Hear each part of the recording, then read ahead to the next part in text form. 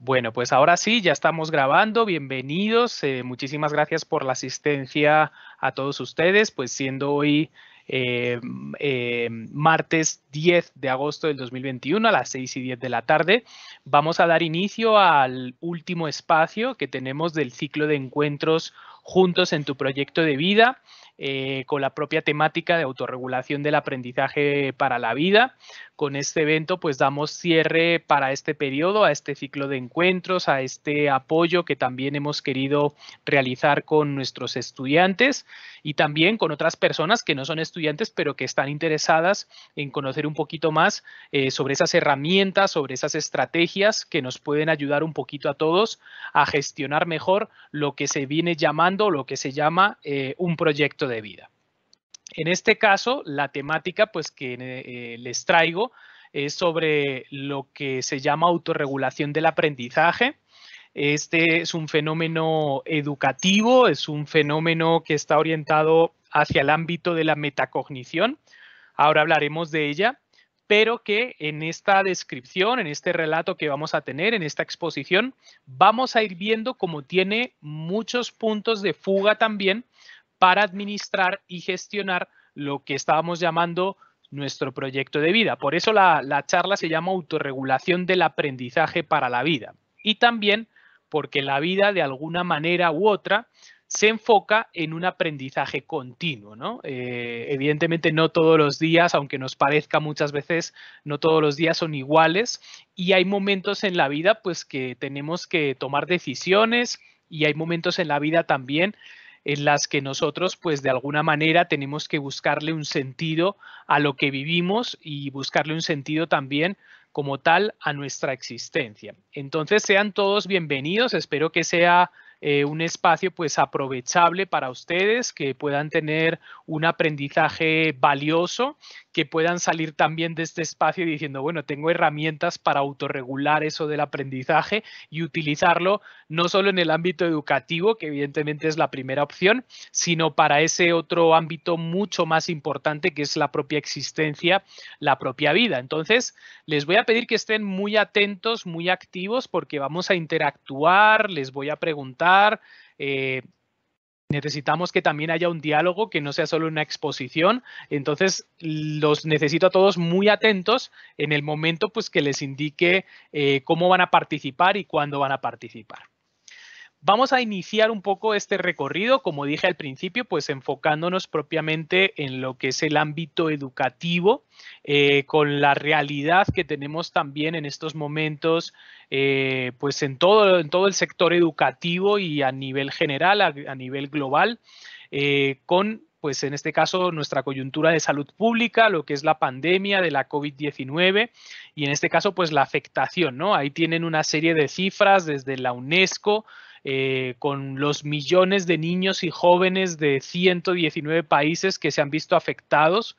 Podríamos casi incluir a todos los niños y jóvenes de nuestro planeta y en este sentido pues ha habido unas adaptaciones, ¿verdad? Creo que ustedes esto lo saben de primera mano, los profesores también nos hemos tenido que reconvertir o reciclar un poquito a esta nueva realidad y bueno, pues hay una serie de consecuencias también de esta pandemia que de alguna manera pues generan una crisis que se ha venido llamando dentro pues incluso de el financiamiento de las matrículas, ¿no? Porque hemos visto también cómo la pandemia ha venido asociada a una crisis económica, a unas pérdidas de empleo y apenas pues nos estamos un poco recuperando de esa situación. Y evidentemente esto afecta directamente, como digo, al ingreso al sector educativo de niños y jóvenes. Evidentemente, pues las ciudades se han visto afectadas, aunque menos que el ámbito rural, por supuesto, y sobre todo, pues porque hemos tenido que migrar, ¿no? A un nuevo modelo educativo, en este caso, pues virtualizado totalmente, no había otra opción al principio. Luego se ha venido un poco operando de manera alternativa, incluso en algunos momentos, pues hemos recuperado la presencialidad con unas medidas de bioseguridad, evidentemente que no todos los establecimientos educativos se pueden permitir, y eso también ha afectado también a esas dos realidades, incluso dentro del país, en nuestra Colombia. Y evidentemente, pues también los profesores nos hemos visto afectados en el propio diseño de las lecciones, ¿no? No es lo mismo la presencialidad en este caso que la distancia o la virtualidad. Y es por ello, un segundito que voy a silenciar por aquí, ya.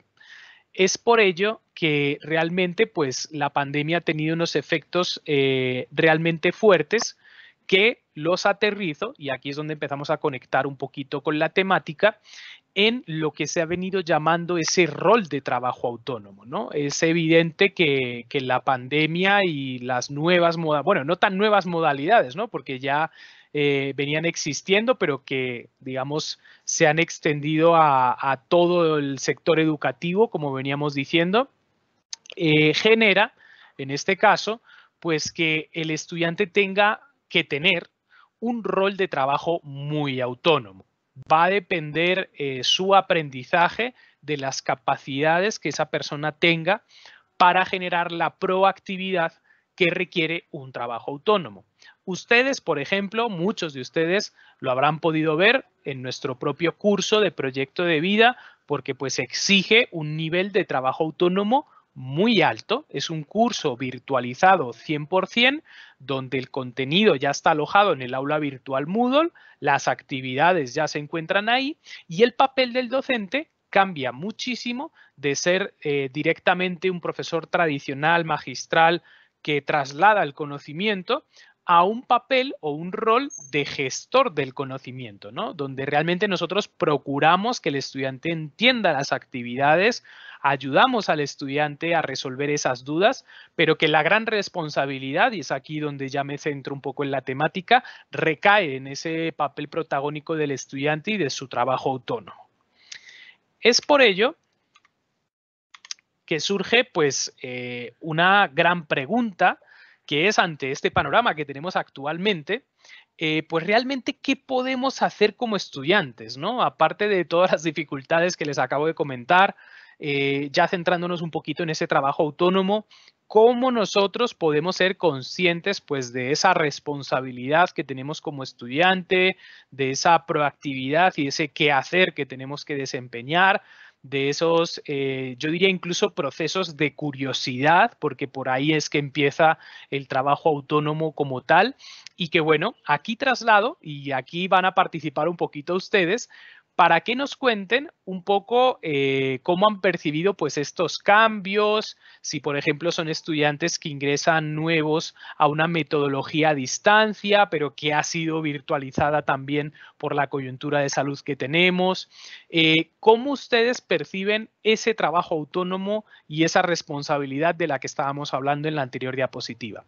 No sé si alguien quiera participar de antemano, pues si quiere levanta su manito, lo escuchamos, le damos el turno de palabra, pero quisiera un poco saber cómo se han sentido ustedes. Por aquí tenemos Jamie Liliana Lara Sanabria. Adelante, Jamie. ¿Cómo están? Buenas tardes.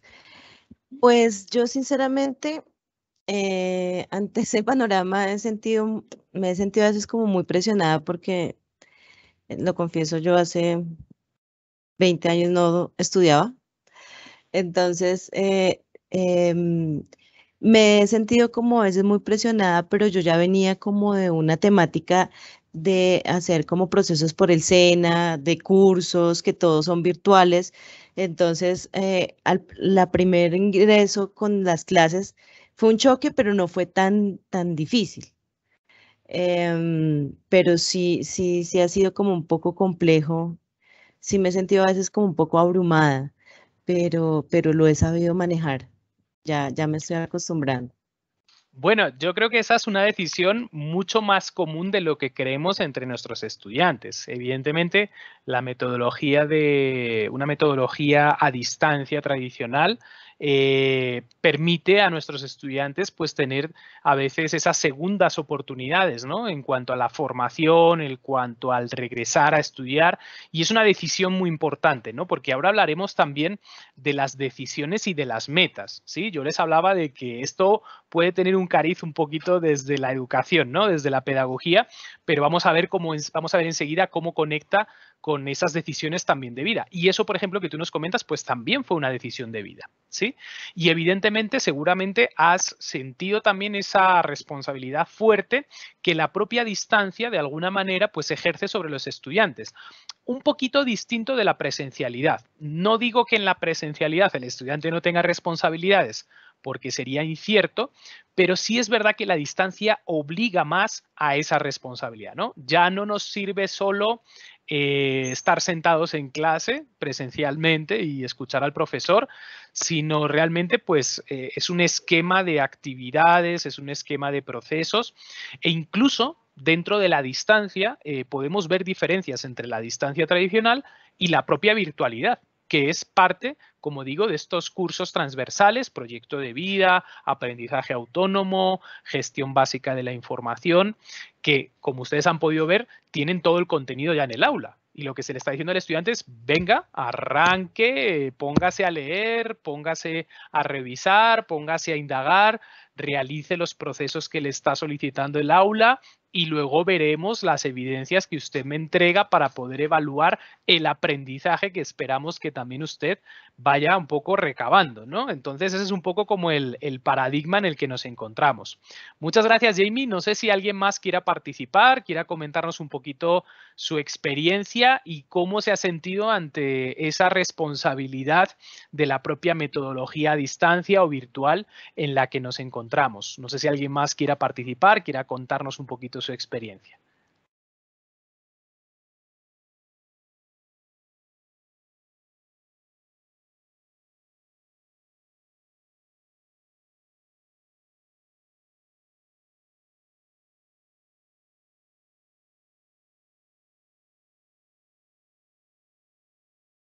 Un poquito tímidos, pero como he dicho, tranquilos y la idea es que puedan participar.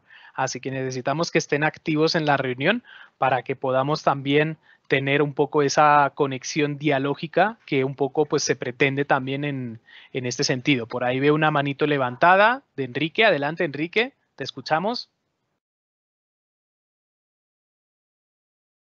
Buenas tardes, profesor y compañeros, ¿cómo están? Muy buenas tardes, te escuchamos alto y claro. Muy bien, pues profe, algo muy parecido y es que pues yo ya tengo 46 años y hace aproximadamente 20 años fue la última vez también que estudié. Entonces, pues la metodología, como lo dice usted efectivamente, es como la más favorable en mi caso. Sin embargo, pues aún, por ejemplo, hay clases que las que pues son con asistencia, que son las de los sábados, y aún como que le cuesta a uno, porque uno pues, en el caso mío, trabajo los sábados hasta 1, 2, 3 de la tarde. Entonces, en ese aspecto se me ha complicado un poquito lo que quiero hacer, que pues que terminar de estudiar y pues ponerle todo el interés y terminarlo como debe ser. Entonces tenía un poquito de dificultades con eso, pero bueno, ahí amoldándonos a las situaciones. Y eso era lo que les quería compartir. Por ese lado que me he sentido un poquito como que ajustado con los tiempos. Muchas gracias. Bueno, muchas gracias, Enrique, y tranquilo que no eres el único. Yo creo que por eso digo que es más exigente para el estudiante esta modalidad, ¿no? Porque requiere de un gasto de tiempo mucho más considerable incluso a veces que la presencialidad, porque como digo, y vuelvo otra vez al inicio, se requiere de un trabajo autónomo muy fuerte del estudiante. Y esto se ha visto en esta nueva realidad, en esta nueva coyuntura, como una falencia, como una debilidad de muchísimos estudiantes, ¿sí? Y que los profesores han tenido que sortear, han tenido que vadear de alguna manera para poder conseguir que los estudiantes siguiesen conectados al propio proceso formativo, pero a distancia, virtualmente. Entonces, como vemos, pues hay una serie un poco de dificultades, pero seguramente podamos hacer muchas cosas como estudiantes en este sentido.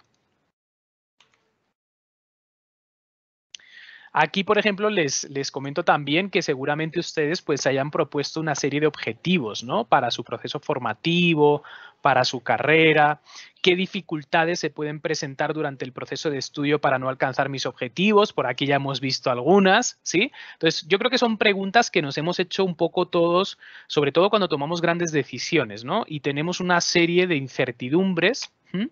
O de presiones externas a veces que pueden poner un poco en riesgo pues esas metas, ¿no? Esos objetivos dentro, en este caso, pues de una formación educativa, pero seguramente haya sucedido lo mismo ante otras situaciones de su vida. Y es aquí donde empezamos un poco a conectar con ese ámbito o esa esfera quizás más personal, más privada, donde evidentemente pues tiene un alto impacto, ¿no? Para definir quiénes somos.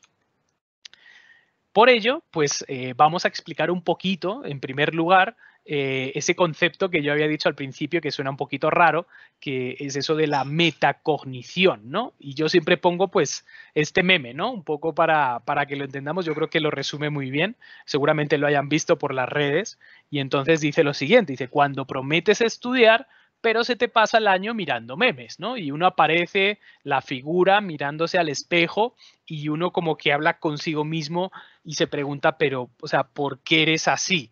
No sé si les ha pasado alguna vez que han cometido un error, se han dado cuenta, incluso a veces que esto es real, ¿no? Uno se mira al espejo y se mira y dice, pero ¿por qué has hecho esto, no? ¿Por qué? ¿Por qué? ¿Por qué no hemos hecho lo otro, sí? Entonces, en ese sentido, esta es la mejor definición de lo que realmente significa la metacognición. Y la metacognición no es otra cosa que ese diálogo interno que todos nosotros tenemos en muchos o en pocos momentos, pero sí en algunos, para interrogarnos sobre qué caminos y qué derroteros un poco estamos tomando. Entonces, básicamente, voy a silenciar por aquí un segundo. Ya. Básicamente, eso es lo que significa la metacognición. Yo les he traído también una definición del Centro Virtual Cervantes para que lo entendamos un poquito más. Y es básicamente el concepto como la capacidad de las personas para reflexionar sobre sus propios procesos de pensamiento y también sobre la manera en la que aprenden, que eso yo creo que es lo más importante. Gracias a esa metacognición, estas personas, o sea, todos nosotros, podemos conocer, y aquí interviene otra palabra clave, que es regular los propios procesos mentales básicos que intervienen en su cognición. Se llama metacognición porque está en un nivel superior a la cognición. ¿Sí? Es un nivel abstracto por encima de la cognición. La cognición como esa esfera donde nosotros aprendemos, donde nosotros desarrollamos nuestra inteligencia o nuestras inteligencias y de alguna manera, como digo, donde tenemos ese razonamiento lógico. Pero la metacognición se convierte como en esa otra esfera, ese otro ámbito donde dialogamos sobre nosotros, con nosotros, mejor dicho, no sobre nosotros, con nosotros mismos para tomar decisiones. Por eso hablamos de regular, porque regular no es otra cosa que tomar decisiones para que las cosas vayan mejor. Entonces, muy importante esto. Como dije, está en un orden superior del pensamiento y evidentemente se caracteriza por un alto nivel de conciencia y de control voluntario, ya que permite gestionar otros procesos cognitivos más simples.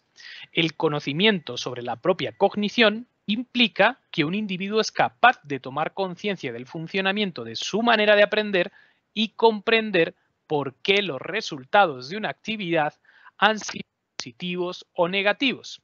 Es esos momentos, señores, donde nosotros, pues de alguna manera, hacemos una reflexión, ¿sí? De ciertos procesos o acciones que hemos venido desarrollando, sobre todo cuando tienen un objetivo de por medio, ¿no? Que insisto, esto se puede llevar muy fácilmente, en este caso, a nuestra vida cotidiana y aquí podríamos hablar desde relaciones familiares, desde nuestras amistades, desde la decisión de estudiar una carrera o de decidir sobre un trabajo o de nuestra relación de pareja. Digamos que en todas esas esferas y en todos esos ámbitos nosotros tomamos decisiones y tenemos objetivos. Yo creo que eso lo hemos visto además muy bien en todas las actividades que hemos desarrollado durante Proyecto de Vida. Ya estamos casi al final del curso y ahí hemos podido establecer objetivos, hemos identificado posibles amenazas, debilidades que tenemos nosotros. Y eso de alguna manera es un proceso metacognitivo durante todo el curso. Casi proyecto de vida podríamos decir que es un curso metacognitivo, no cognitivo. Entonces, en ese aspecto es muy importante que ustedes sepan que tienen esa capacidad, que requiere un alto grado de conciencia, que necesita también de unos espacios de reflexión, por ejemplo aquí nuestra amiga delante del espejo, y que evidentemente pues va a ser fundamental, como digo, para generar un análisis, ¿no? Un análisis en este caso o en primer sentido académico, pero que como ya pueden ver es también un análisis en nuestras esferas de ámbito privado. Bueno, aquí vamos a hacer un pequeño recorderis, a ver quién se acuerda de cuáles eran las inteligencias múltiples que Howard Gardner pues, propuso en su teoría inicial. Fue muy duramente criticado después, incluso él tuvo que salir en medios académicos para rebajar un poquito lo que significaba esa teoría, pero que de alguna manera sigue teniendo un impacto muy fuerte dentro de nuestros esquemas de educación y que es importante por lo menos reconocerla. No sé si alguien tenga algunas nociones, haya leído algo, porque bueno, pues aquí dice inteligencias múltiples, entonces nos está diciendo que hay varias, ¿no? Que no solo es una inteligencia, sino que hay varias. ¿Alguien me sabría comentar o me sabría decir alguna de las inteligencias? Incluso si algún profesor, Beatriz, Jason o Chelsea quiere participar, también podemos participar. Vamos a ver cuántas inteligencias múltiples sacamos o recordamos de nuestro amigo Howard Gardner. ¿Alguien quiere levantar la manito? ¿Alguien quiere participar?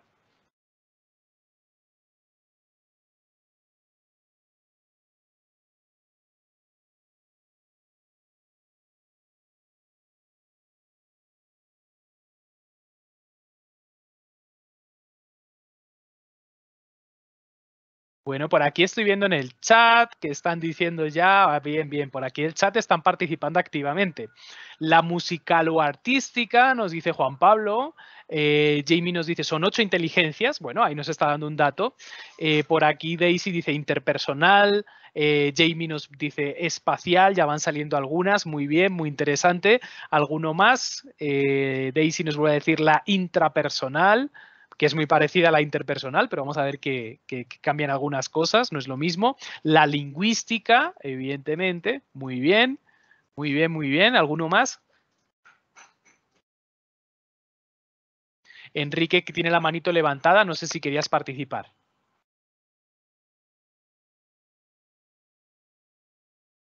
Bueno, por aquí nos escribe en el chat, matemática, y Jamie nos dice corporal. Bueno, por aquí las resumimos, efectivamente son 8, muy acertados todos. Por ahí veo que hay unas nociones bien interesantes sobre las inteligencias múltiples.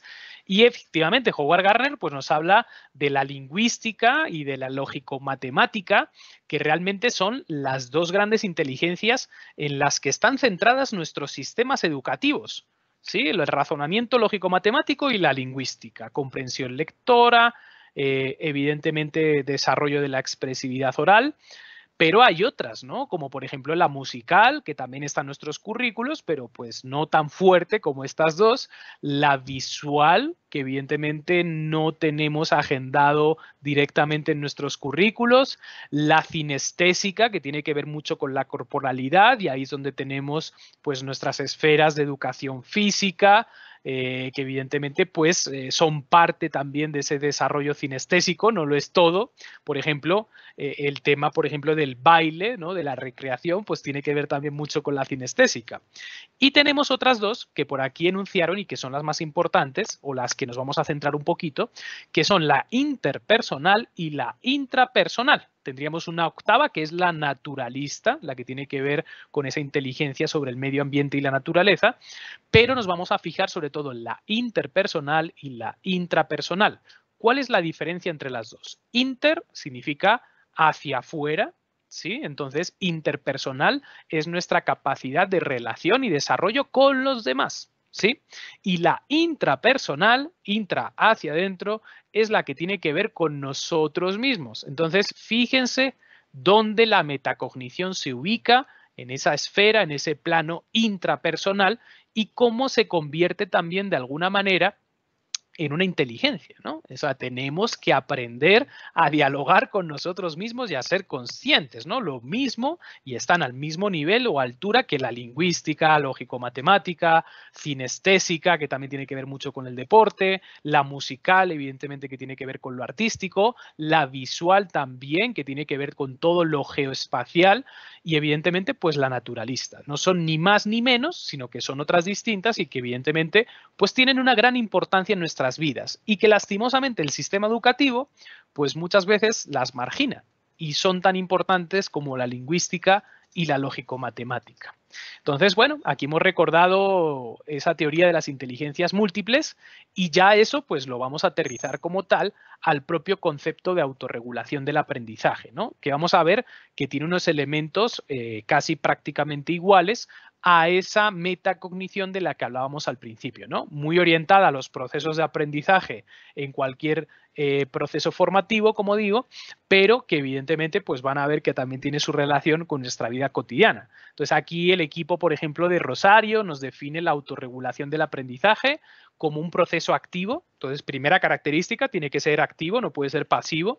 No puedo esperar a que venga, sino que soy yo como agente, como protagonista, como sujeto, el que realmente genera ese proceso activo, esa proactividad, en el cual los sujetos establecen los objetivos. Segunda característica, tenemos que establecer metas, establecer objetivos que evidentemente van a guiar su aprendizaje, ¿sí? Monitorizando. ¿Qué significa esto de monitorizar? Que esto es importante.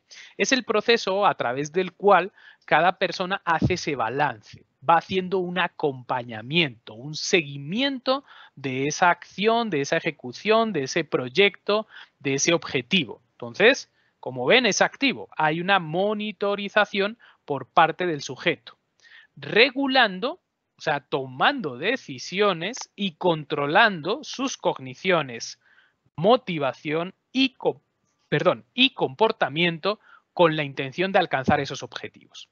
Entonces ahí vemos unos elementos importantes. Cuando hablamos también de regular, esto implica otro concepto también muy importante y significa que hay cosas en ese proceso que pueden salir mal, ¿sí? Esto es muy importante, ¿sí? Y aquí está implícito el fracaso, ¿no? Como elemento dentro de la autorregulación y de la regulación. Porque pues si vamos a regular es que algo no marcha bien e incluso puede haber un fracaso previo. Y esto sí es muy importante porque tampoco lo enseñan nuestros sistemas educativos. Y nosotros salimos con esa referencia a nuestra vida, a nuestra experiencia fuera de los colegios, institutos, universidades, y nos enfrentamos a unas realidades teniendo en cuenta el sistema educativo. Por lo tanto, aquí sí es importante destacar que fracasar es parte de la vida, ¿sí? Y que por lo tanto también podemos regular, podemos tomar mejores decisiones, evidentemente, pues para buscarle un sentido de existencia a esto que llamamos vida. Esa es la conexión que voy a ir haciendo un poco en esas dos esferas, ¿no? La educativa y la de nuestra vida. El aprendizaje autorregulado, dice Zimmerman, que es el padre, ¿sí?, de ejecutor un poco también de esta teoría, de este fenómeno, consiste en establecer metas, seleccionar estrategias, que esto es muy importante, para alcanzar esas metas. No simplemente, por ejemplo, vuelvo al caso de nuestros dos compañeros que han tomado la decisión de volver a estudiar después de muchos años, una decisión importante, y no solo desde el ámbito pecuniario, monetario, sino que desde el ámbito personal, pero evidentemente pues ahí tienen un objetivo y una meta, me imagino, ¿no? Que es tener el título, me imagino, o la formación en un ámbito profesional. Evidentemente, seguramente hayan tenido también que tener sus estrategias, ¿no? Para que no nos pase lo que nos comentaba el compañero. Oye, es que estoy viendo en estos momentos sin tiempo para desarrollar todos los procesos que me exige la universidad, porque trabajo, tengo mi familia, tengo mi ámbito privado y no puedo abarcar todo. Entonces, para eso, previamente hay que establecer unas estrategias y evidentemente hay elementos o herramientas como la matriz DOFA que ustedes ya han visto dentro del proyecto de vida, nos pueden ayudar a consolidar un poquito ese panorama inicial.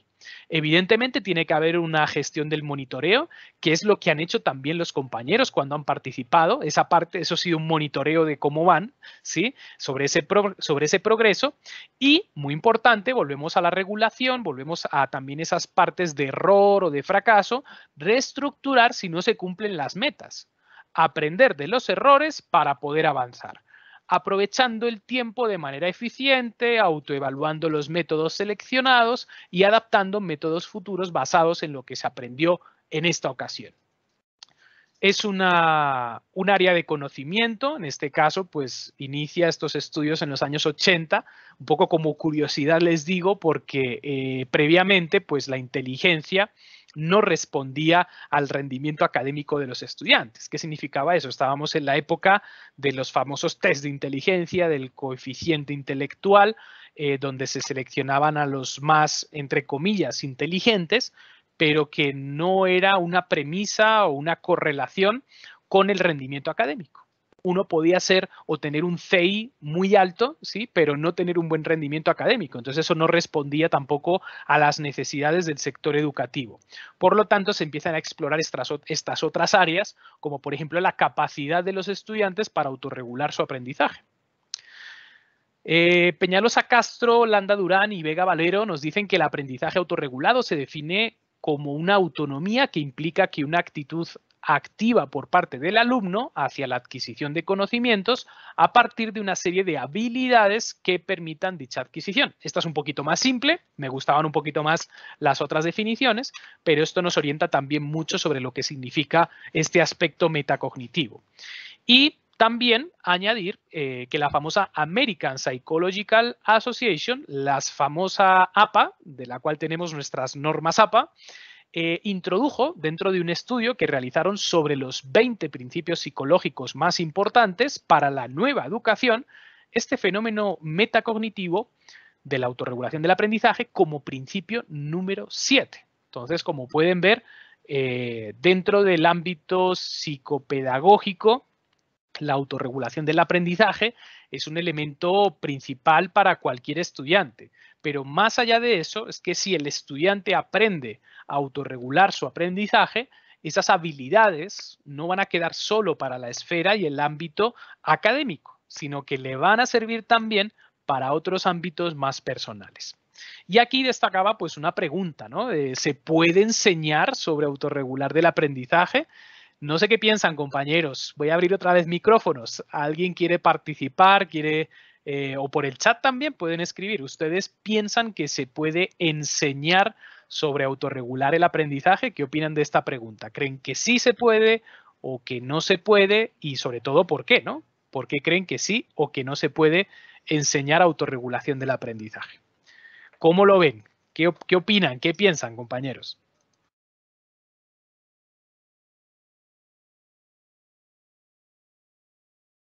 Manitos levantadas o si quieren por el chat pueden escribir.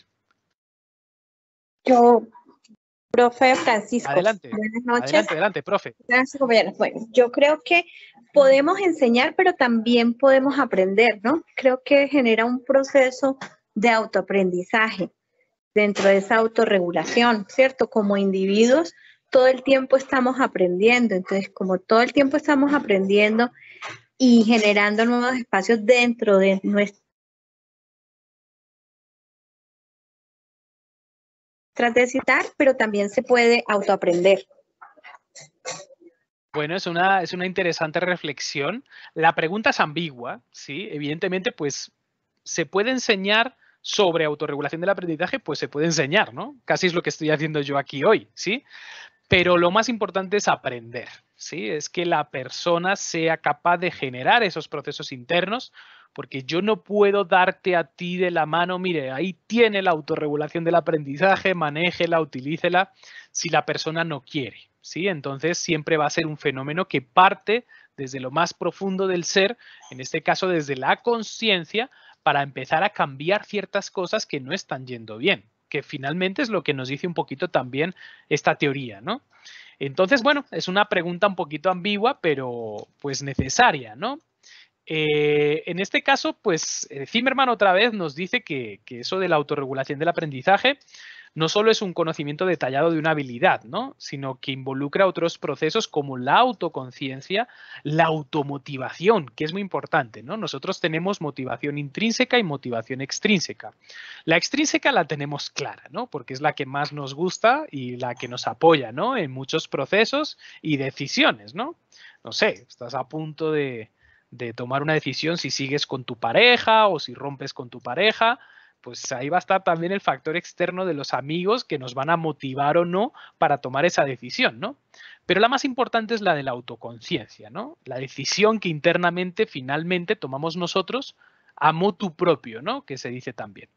Y en este caso, pues la habilidad de comportamiento para implementar ese conocimiento de manera apropiada, porque pues muchas veces también tenemos unas ideas claras, pero no las llevamos a cabo, ¿no? Entonces, fíjense cómo este concepto que es educativo realmente tiene una implicación muy fuerte en nuestra vida cotidiana, en nuestra vida fuera, ¿no? De lo académico, ¿no? Entonces, pues hay un objetivo que dice explicar cómo los alumnos controlan activamente su aprendizaje, dirigiendo y monitorizando sus procesos cognitivos y motivacionales hacia esos objetivos que también tienen un carácter personal, ¿no? Muy importante. Y yo creo que aquí entramos ya en las diapositivas que considero que son claves y que quizás a ustedes les puedan servir más. Y es que la autorregulación del aprendizaje ha sido descrita por los grandes intelectuales e investigadores de este campo en varias fases que nos van a ayudar a entender mejor esto. Entonces, el clásico, que es Zimmerman, como les decía, nos dice que la autorregulación tiene 3 fases, como un ciclo, ¿no? Ahí lo ven. Y vuelve y se repite, y vuelve y se repite, es circular. Entonces inicia en una fase primera, que es una fase de preparación-disposición, donde el estudiante analiza la tarea, establece metas y planifica las estrategias para alcanzarlo. Y yo creo que esto es un poco de lo que más adolecen nuestros estudiantes. A veces se meten en un objetivo, en una meta, pero no diseñan estrategias. Entonces, que esto les sirva también para esos ámbitos, como digo, de la esfera privada. También son muy importantes las creencias de automotivación, o sea, cómo entro yo a ese proceso o a lo que puede ser un problema, ¿sí? Con mi automotivación. Me matriculo de la universidad, pago la matrícula, pero es que ahí es donde empieza casi el problema, no es donde acaba, ¿sí? Entonces, ¿qué automotivación tengo yo para afrontar ese proceso educativo? Y lo mismo podríamos trasladar a qué automotivación tengo yo ante un reto personal. Aquí cuenta mucho el concepto de autoeficacia, que es eso mismo que he explicado, es el punto de partida, porque muchas veces también entramos a ciertos retos. Por ejemplo, voy a aprender a nadar, ¿sí? Entonces, cuando digo voy a aprender a nadar, yo puedo ir diciendo lo voy a conseguir, tengo las estrategias, tengo las herramientas, tengo el profesor, tengo el lugar, tengo el tiempo, pero yo también puedo decir, es que sé que me voy a meter en la piscina, pero no lo voy a lograr. No voy a aprender a nadar. Entonces, son conceptos de autoeficacia muy distintos, ¿sí? Entonces, por ejemplo, yo puedo establecer una meta inicial, por ejemplo, de aprender a flotar, que es una parte, ¿no? De aprender a nadar, aprender a flotar. Entonces, yo puedo decir, ¿lo puedo conseguir o no? Si lo consigo, esa motivación de haberlo conseguido va a ser el punto de partida para el siguiente proceso, no sé, de empezar a hacer un largo, de nadar en tal estilo, ¿sí? Entonces, eso es un proceso también de autoeficacia. Yo puedo haber ingresado a una universidad, hice 3 semestres en X programa y lo dejé, ¿sí? No pude, lo dejé. Y 5 años después me matriculé en otra universidad en la misma carrera. Entonces ahí hay un proceso de autoeficacia muy interesante, que no es lo mismo quizás del estudiante que llega inicialmente sin una experiencia previa, a eso me refiero, ¿sí? Entonces los niveles de autoeficacia, que las percepciones que tiene la persona son muy distintas. Y esto lo podemos extrapolar, por ejemplo, también nuevamente a las relaciones de pareja, ¿sí? No es lo mismo iniciar una relación después de haber tenido 4 noviazgos que iniciar una relación siendo la primera vez, y ustedes me van a entender enseguida. Los conceptos de autoeficacia son muy distintos, ¿sí?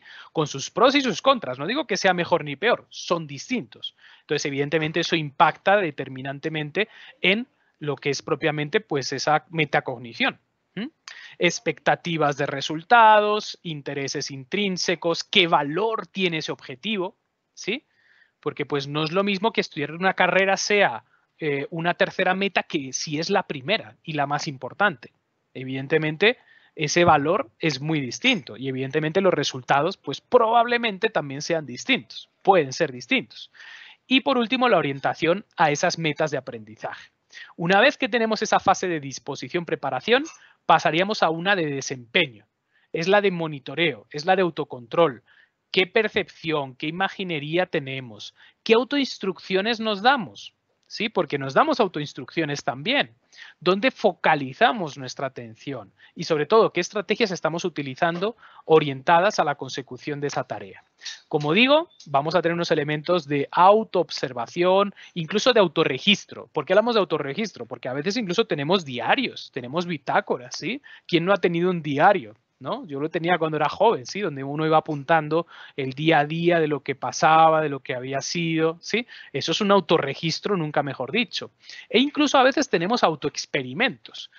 Voy a cambiar esto, no sé, voy a cambiarme el peinado, a ver si con este otro peinado sucede esta otra cosa, o voy a cambiar esta rutina, o voy a intentar, ¿quién no ha dicho alguna vez, voy a intentar cambiar mi carácter? ¿Sí? Para ver si así cambiamos también otras cosas. Esos son autoexperimentos, ¿sí? Es una fase, estamos en medio de la fase de ejecución, en esa fase de desempeño. Y por último, Zimmerman nos dice, hay una fase de autorreflexión, que es donde realizamos nuestro autojuzgamiento, donde, nunca mejor dicho, hay una autoevaluación, tenemos atribuciones causales, o sea, entendemos por qué hemos tenido éxito gracias a esto, o por qué hemos fracasado debido a esto. Eso es una atribución causal. Y por último, pues tenemos la autorreacción, ¿sí? Con autosatisfacción, afecto, hay personas que son más adaptativas, hay personas que son más defensivas, incluso reactivas, dependiendo un poquito de cómo haya sido la experiencia. Y Zimmerman nos dice, otra vez volveríamos al inicio con el establecimiento de una nueva meta. Vives Varela y el equipo de investigadores que hizo también un estudio sobre la autorregulación del aprendizaje y su conceptualización, dice que hay 3 fases: planear, monitorear y valorar. Si se dan cuenta, son las mismas, lo único que cambian ciertos detalles. Por eso me he detenido un poquito más en esta, porque era la que necesitaba explicar. Pero esto, insisto, lo podemos aterrizar un poco a nuestra vida diaria, ¿no? Y con ejemplos también, pues, básicos, ¿no? Aquí les hago una propuesta, que es la siguiente. ¿Dónde aprendemos ahora en la virtualidad? Entonces, yo les voy a trasladar un enlace por el chat. Vamos a utilizar una plataforma que se llama Padlet. No sé si la han utilizado, es un mural digital. Sé que los profes sí, porque alguna vez lo hemos trabajado juntos. Y me gustaría, pues, lo siguiente. Voy a copiar aquí un momento el enlace. Voy al chat. Les voy a solicitar que ingresen a ese enlace, ¿sí? Van a encontrar la siguiente ventana. Voy a ponerla aquí. Esta de aquí, ¿sí? Esto es el Padlet. Y se titula Mi lugar o el lugar de trabajo, ¿no? Mi rincón de aprendizaje. Y en este espacio, pues les voy a pedir lo siguiente, a ver qué tan hábiles somos con las TIC, a ver si esta pandemia nos ha ayudado a mejorar nuestra relación con las tecnologías. Les propongo lo siguiente, suban una fotografía del lugar de estudio que normalmente o habitualmente tienen, ¿sí? Aquí yo les pongo una fotografía del mío. Entonces, aquí es exactamente donde estoy ahora mismo, ¿sí? Y después lo vamos a comentar, ¿sí? Esto tiene que ver muy directamente, en este caso, con la autorregulación del aprendizaje, porque es el espacio físico donde estudiamos, pero que muchas veces también nos dice mucho. Para que puedan hacer este aporte, van a ir aquí a este botoncito de abajo a la derecha, ¿sí? Donde van a encontrar, pues, el título, que pueden poner su nombre si quieren. Aquí pueden subir la fotografía en este botoncito y aquí, pues, pueden describir algo de su lugar de estudio. Vamos a ver cómo está esa parte de autorregulación del aprendizaje que ustedes tienen en estos momentos. Entonces, les invito a, cuando lo tengan, pues le dan a publicar, ¿sí? Y vamos viendo un poquito, pues, el escenario de cada uno, ¿no? Porque eso también dice mucho, de alguna manera, en la forma que nosotros tenemos de hacer las cosas, ¿no? Y se ven detalles dentro de esos espacios físicos que también dicen mucho de la persona. Entonces, les invito a a realizar pues ese pequeño ejercicio. Yo les decía que era un momento un poquito pues práctico también, se necesita de su participación. Entonces, pues vamos viendo. Yo tengo aquí abierto el Padlet, entonces van subiendo. Primero, pues recomendarles hacer una fotografía con el celular, puede ser, ¿sí? Y esa fotografía pasarla a su computador para subirla con ese post, ¿sí? O no sé, yo me imagino que de esa manera lo podemos hacer rápido, ¿sí? Entonces me van comentando si tienen alguna dificultad, si tienen alguna inquietud. Por ahí tienen el link dentro del chat para que ustedes puedan acceder. Vamos a dar unos minutos porque eso siempre es un poquito demorado. No sé si Enrique tienes alguna pregunta. Adelante.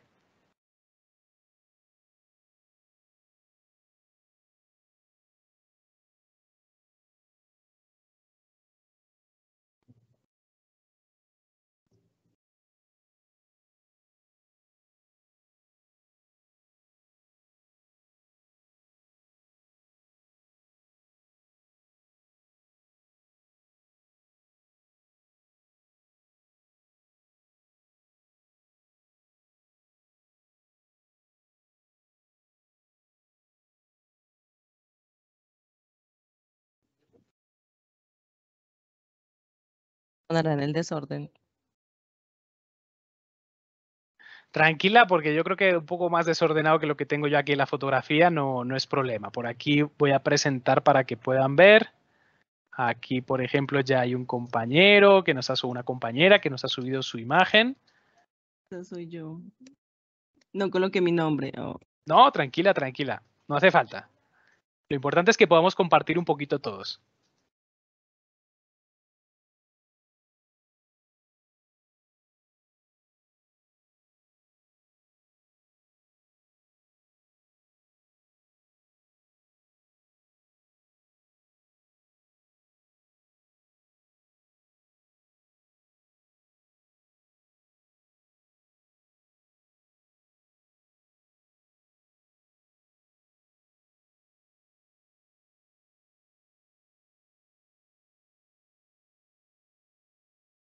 Recuerden que para hacer el aporte es con este botoncito, ¿sí?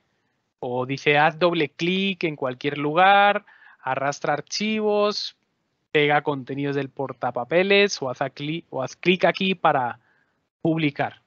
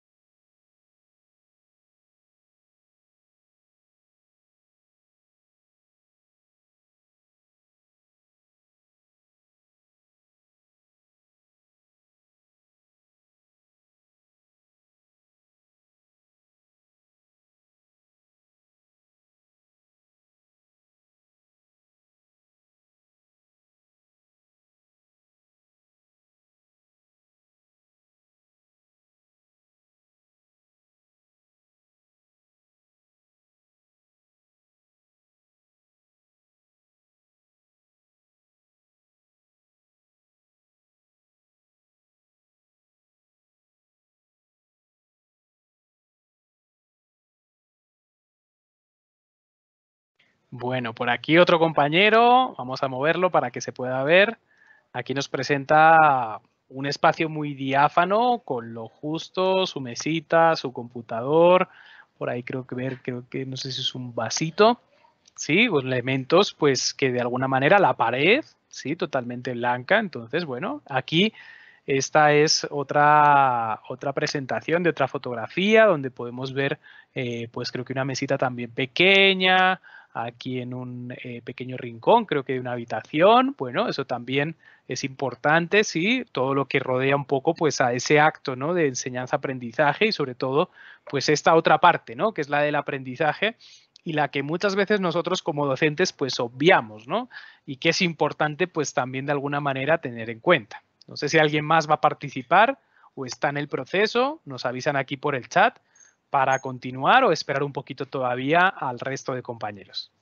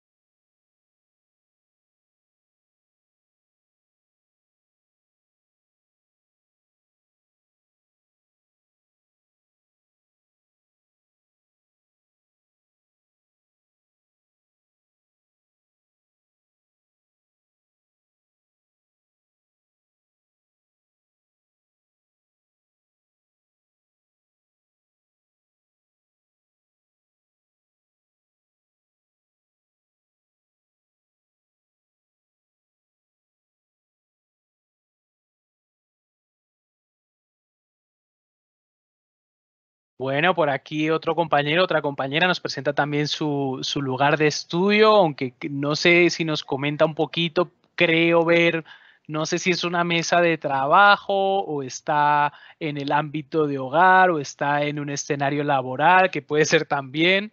No sé si alguien, el que nos ha ayudado un poquito, un saludo desde El Salvador.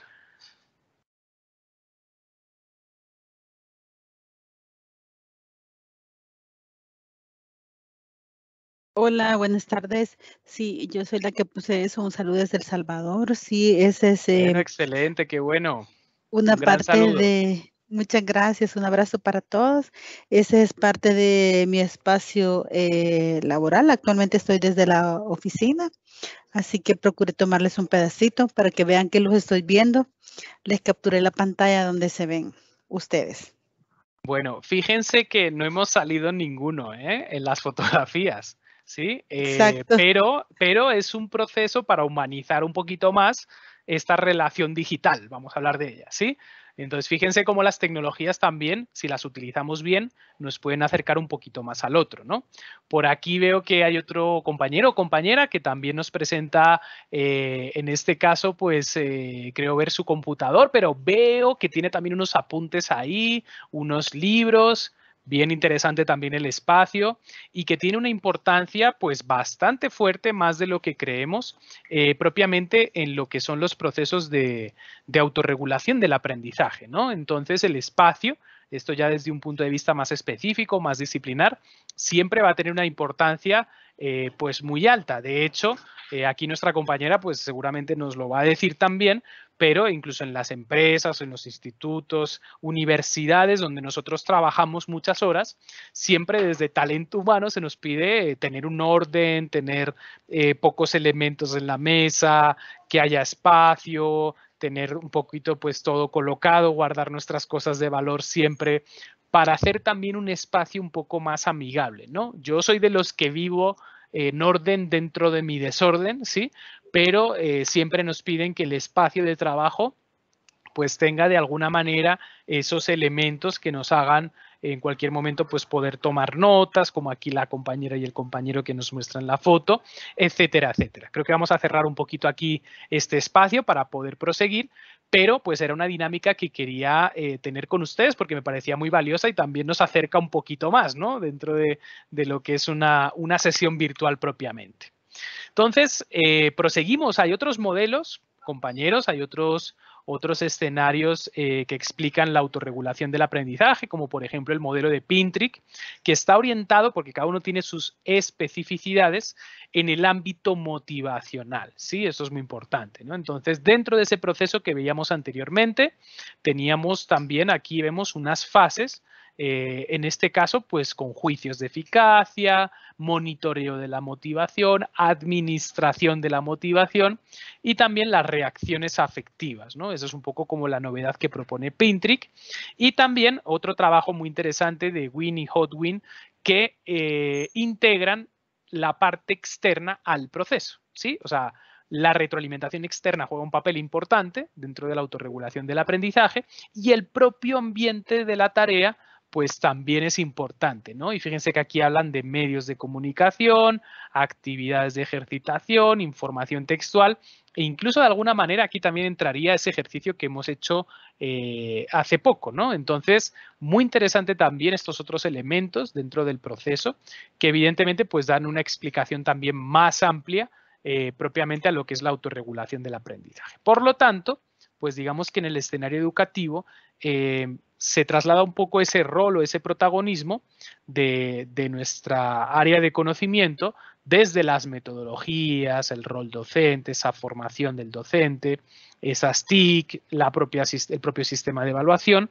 a preguntarnos qué hace el estudiante y cómo lo hace, ¿no? Entonces, este es un poquito el aterrizaje también desde ese ámbito un poco, pues, educativo. Y ahora, pues, quiero proponerles también un pequeño ejercicio breve con referencia a la siguiente pregunta. ¿Soy un estudiante autorregulado en estos tiempos de pandemia? Y para ello, pues también vamos a utilizar otro elemento TIC tecnológico que nos va a ayudar mucho. Voy a copiar por aquí. Ay, un segundito. Acortar, copiar. ¿Listo? Y por el chat les voy a dar acceso a un formulario con unas preguntas. El formulario se titula "Soy un estudiante autorregulado en estos tiempos de pandemia", y solo tiene 5 preguntas, compañeros. Es un test rápido, pero les invito a que ingresen a ese enlace y respondan las preguntas para que podamos hacer un análisis entre todos los que estamos activos aquí en esta sesión, ¿no? Y podamos hacer también, pues, una vinculación de todo esto que hemos visto con nuestras realidades, pues, un poco más próximas. Entonces, ya con esos elementos conceptuales que tenemos, quisiera que los pudieran aplicar un poco a sus realidades. Vamos a hacerlo a través de ese formulario. Entonces, por favor, para que ingresen, van a ver esas preguntas. Algunas son de selección, otras de escribir una breve respuesta. Y yo voy viendo, voy remitiendo aquí cuando tenga o cuando empiece a tener respuestas, pues esos resultados para que los empecemos a analizar. Entonces, les invito también a que seamos proactivos, a que estemos de verdad de una manera presencial dentro de la virtualidad con este formulario. Vamos a dar unos minutos para que ustedes lo puedan hacer.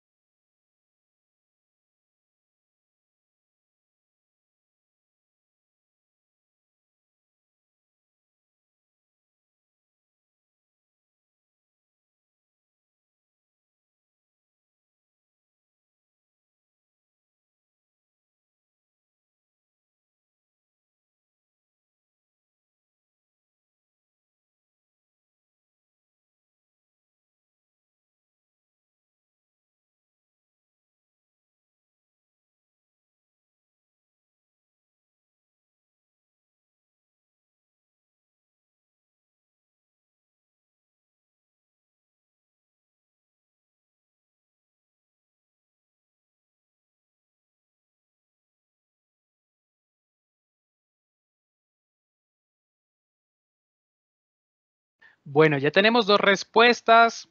Invitamos al resto de compañeros que puedan desarrollar el formulario. Son apenas 5 preguntas. Vamos a dar todavía un tiempo para que los demás puedan ir terminando. Ya tenemos 4 respuestas. Por aquí 5 respuestas. Entonces vamos a esperar todavía unos minutos.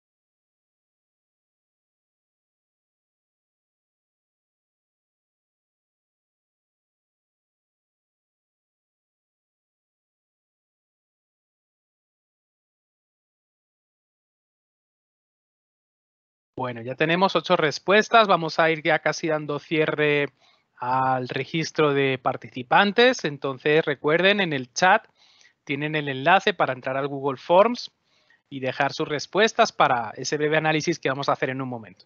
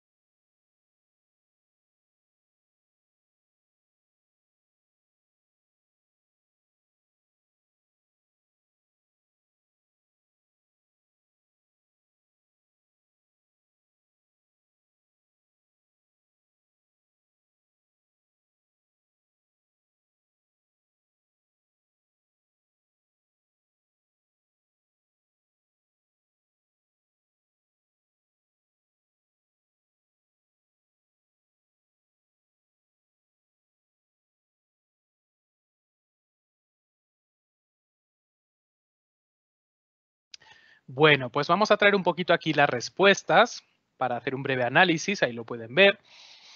Y es que les preguntaba un poquito en estas cuestiones, por ejemplo, la primera, si ustedes tenían un horario y cronograma de actividades semanal y mensual. Fíjense que de las 8 personas que han respondido, 7 dicen que algunas veces y solo 1 siempre. Y quizás a lo mejor aquí esté la diferencia entre las entregas a tiempo, ¿no?, de las actividades y directamente pues del éxito o el fracaso ante una tarea. Entonces, ¿qué quería preguntar o indagar con esta cuestión? Es la planificación que ustedes tienen previamente ante unas responsabilidades y evidentemente pues ante un ámbito laboral o académico tenemos que tener un horario y un cronograma, si no va a ser una locura el dejarlo un poco a la memoria nuestra que muchas veces nos falla, pues el cuándo se entrega o cuándo teníamos este proceso, y eso va a hacer que también nosotros gestionemos el tiempo hasta esa entrega de una manera distinta. Entonces fíjense cómo la amplia mayoría ha puesto algunas veces, no siempre, y por ahí puede ser un aspecto de mejora. La segunda pregunta muy interesante, y esta va orientada o va dedicada, mejor dicho, para mis profesores, es la siguiente. ¿A quién pido ayuda si no entiendo una actividad o una tarea? Y fíjense que la mayoría ha puesto busco en páginas de internet y solo una persona directamente al profesor. Entonces, fíjense cómo ese rol también ha cambiado. Y aquí es una crítica constructiva que nosotros como profesores nos tenemos que hacer. Y es cómo podemos aumentar nuestra presencia ante nuestros estudiantes. Evidentemente, Internet tiene toda la información, pero si no tengo un gestor del conocimiento, podemos incurrir a veces pues, en dificultades o en información errónea directamente. Fíjense que hay otra persona que le apunta directamente a los compañeros. Aquí habría que ver a qué tipo de compañero o perfil se pregunta, e incluso una persona, pues directamente YouTube, hoy en día es un medio de comunicación muy amplio, muy grande, y evidentemente pues tiene muchas respuestas, muchos tutoriales, hay buenos perfiles también, y que bueno, pueden ser socorridos en algunos casos pues de urgencia a través de ese dispositivo, ¿no?, de ese espacio. En la tercera pregunta les indagaba sobre qué procedimientos utilizo si tengo que buscar información en Internet. Solo nos aparecen como las más recientes. La primera nos dice aprendí a usar páginas adecuadas y académicas. Inicio mi búsqueda en Google Académico. La mayoría de veces busco mediante palabras clave. Aquí otro compañero nos dice páginas confiables. Habría que ver cuáles son esos criterios para que sea confiable o no. Y aquí hay otro compañero o compañera que nos dice buscar expertos en el tema, ¿no? En ese sentido, pues digamos que ahí vemos también un poco las posibilidades y también a veces las dificultades que tenemos dentro de la búsqueda de Internet, ¿no? Sobre todo la gran pregunta, ¿cómo puedo generar criterios para que esa información sea confiable para mí, ¿no? Y eso es algo que no enseñamos en los colegios ni en las universidades y que hoy en día es importantísimo, ¿no? Y que evidentemente tiene su peso dentro de la autorregulación del aprendizaje. La número 4 tenía que ver un poco con cuando afronto un proceso de aprendizaje, tarea, curso, programa, carrera, ¿cuáles son mis emociones iniciales antes de empezarla? Era ese concepto de autoeficacia que hablábamos al inicio, ¿no? Entonces, bueno, aquí 5 nos han dicho con esfuerzo y trabajo todo se dará, y un poquito la ayuda divina, creo recordar, la ayuda, a ver si lo tengo, es que se me va por aquí, a ver si la apunto, no me deja verla completa. Y otros 3 compañeros están empezando a pensar que en qué hora se metieron aquí a estudiar o a hacer este proceso o alcanzar determinada meta. Entonces, fíjense que también hay una disparidad un poco de opiniones. En ese sentido, pues siempre un poco la mayoría suele tener una actitud positiva, ¿no? Frente a los retos, pero a veces tampoco es, digamos, tan clara, ¿no? Como podemos ver aquí, ¿no? Hay dudas, es lo que quiero decir, ¿no? Y esas dudas, pues a veces también de alguna manera nos pueden perjudicar. No significa que si yo soy totalmente positivo vaya a salir bien. De hecho, eso va a depender de otros factores mucho más importantes. Pero es un elemento inicial también a tener en cuenta. Y por último, les indagaba sobre la motivación, ¿no? Y les decía, cuéntanos cuando el logro de meta va mal, o sea, cuando nosotros sabemos que el proceso va mal, ¿qué haces para motivarte ante esas dificultades? Entonces, fíjense, aquí dice alguien, cuando siento la carga muy pesada o siento que el tiempo no está a mi favor, mi motivación son mis hijos. Descanso un poco e inicio con toda. Otro compañero o compañera dice, me digo que no es imposible. Busco la solución al problema y listo. E incluso hay gente que atiende a la espiritualidad. Pedirle a Dios iluminación y sabiduría. Cada uno tiene, pues digamos, unas constantes o unos perfiles de motivación muy distintos. Se basa en diferentes, digamos, pues elementos, como pueden ver, pero pues lo importante también es tenerlos y desarrollarlos, ¿no? ¿Cuáles son nuestros puntos de equilibrio, nuestros puntos de apoyo, en este caso, pues ante una tarea o ante un objetivo? Hay unas características de los estudiantes autorregulados, creo que no voy a incidir mucho en ellas porque creo que ya hemos visto suficiente sobre el concepto y también sobre las implicaciones que tiene en nuestra vida pues, diaria. Hay una serie de teorías filosóficas y científicas también detrás de lo que significa la autorregulación del aprendizaje, desde propiamente las de acondicionamiento operante como tal, ¿no? De conductismo casi puro y duro, las constructivistas, fenomenológicas, las sociocognitivas también, incluso vygotsquianas, o las volitivas que hacen hincapié en lo que es todo el proceso de motivación, ¿no? Digamos que ahí, pues, cada una de ellas tiene sus especificidades, tiene sus puntos de interés, tiene sus autores también. No vamos a detenernos mucho en ellos.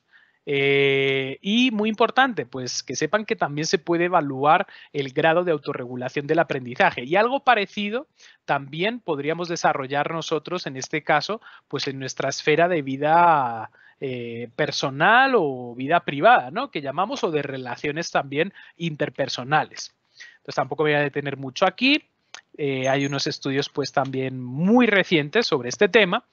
Y me voy a detener aquí en la última diapositiva, ya para dar un cierre pues, a nuestro espacio, para darles también el turno de palabra a ustedes, que me cuenten un poquito qué les ha parecido el tema, si realmente pues, han podido sacar algunas herramientas o estrategias para su vida personal, ¿no? Evidentemente esto ha estado orientado hacia lo académico, pero como hemos visto, tiene unas implicaciones directas pues con nuestra vida real, ¿no? Entonces, no sé, quería escucharles un poquito para dar ese cierre y mientras voy dando pues el turno de palabra, les voy a pasar por aquí lo que es el registro también de asistencia, ¿no? Muy importante que hagan ese registro de asistencia, que no nos vayamos sin dejar nuestra asistencia al espacio. Pero, como digo, sobre todo quiero escucharles, no sé si alguien quiera participar, quiera comentar un poquito de este espacio, de este evento, de lo que le ha significado esto de autorregulación del aprendizaje, si ya lo conocía, si realiza procesos de autoobservación, de monitoreo, de autoevaluación, si planifican, si no planifican, cómo lo generan también en articulación con su vida, ¿no? Cómo les sirve o no les sirve para sus relaciones de pareja, de amigos, familiares, toma de decisiones importantes. Quisiera escucharles un poquito. No sé si alguien quiera participar, quiera comentar algo. Vamos a dar ese turno de palabra.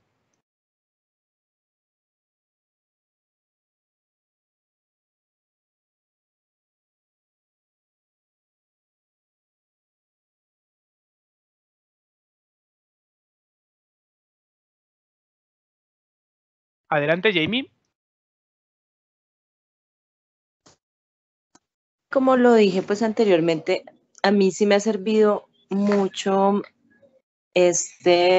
cada una de estas talleres, porque después de tanto tiempo de no estudiar, cada uno de estos talleres me ha enseñado tantas cosas que es maravilloso, que sí siento, como lo dije al principio, me siento como ansiosa, porque empezar después de 20 años es complejo, pero cada uno de estos talleres me ha gustado mucho. Excelente, de verdad, muchas gracias.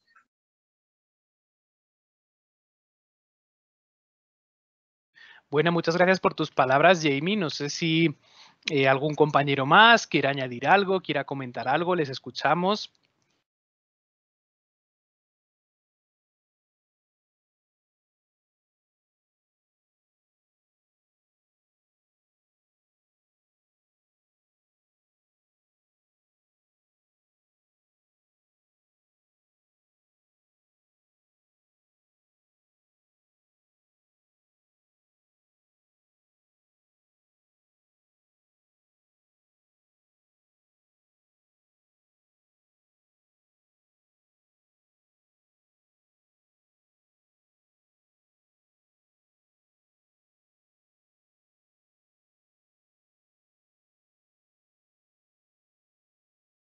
Bueno, creo que están un poquito tímidos hoy, entonces pues nuevamente recordarles ese último enlace, ese último Google Forms, que es el de asistencia, para que registren también pues sus impresiones un poco del evento, que eso es importante. Ahí van a encontrar una serie de preguntas para identificarles, también lo primero, pero sobre todo también para que puedan de alguna manera pues evaluar el espacio, que también es muy importante para nosotros. Agradecerles muchísimo su asistencia, agradecerles muchísimo también su participación. Realmente pues espero que haya sido un espacio un poco significativo para ustedes, que quizás pues habrá también unos momentos de reflexión, ¿no? De que quizás estemos pensando, bueno, cómo estamos haciendo las cosas, cómo podríamos hacerlas mejor, y que también iniciemos un poco en el entrenamiento, ¿no? De esa metacognición, de ese diálogo con nosotros mismos, que tan importante es para cualquier proceso existencial y de vida. Entonces, por mi parte, pues nada más. Agradecer también a los profes Beatriz, al profe Jason, a la profe Yelsi por su asistencia. Cerramos aquí pues también la grabación como tal, el espacio. Sin antes, pues volver a insistir en ese registro de asistencia, que es muy importante. Muchas gracias para todos. Que tengan una feliz noche. Profe, gracias. Gracias, profesor. Gracias a todos. Buenas noches. Gracias, Francisco y compañeros, por la participación. Una feliz noche. Gracias, profe.